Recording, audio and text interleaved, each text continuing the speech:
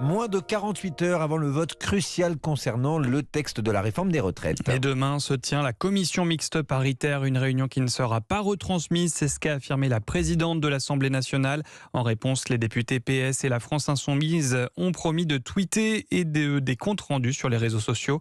Les discussions entre les deux chambres vont-elles aboutir à un accord? Réponse donc demain. Si aucun accord n'est trouvé jeudi, la réforme passera une dernière fois devant le Parlement. Cet après-midi, la première ministre Elisabeth Borne était à l'Assemblée nationale et maintient son cap. Elle martèle qu'une majorité existe et a tenté de convaincre les députés de droite. Écoutez-la. Dans cette Assemblée, une majorité existe qui croit au travail, y compris au travail des seniors.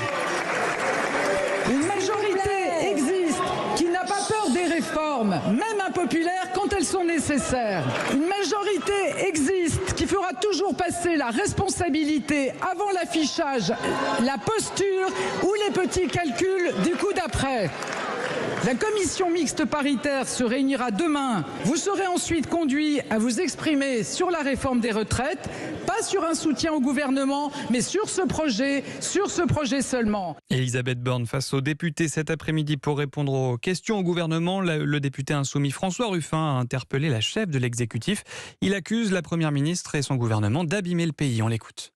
Vous, le gouvernement, vous, le président, vous, les dominants, vous ne cherchez même plus à diriger, c'est-à-dire à entraîner le peuple, à obtenir son consentement. Non, désormais vous faites 100. Vous l'avez acté.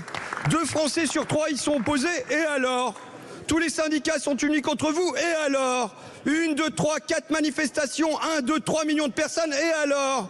Vous écrasez une démocratie que vous devriez soigner, vous abîmez un pays qu'il nous faut réparer. Alors, chers collègues de droite, du centre, des marcheurs même, de partout, j'en appelle à votre responsabilité.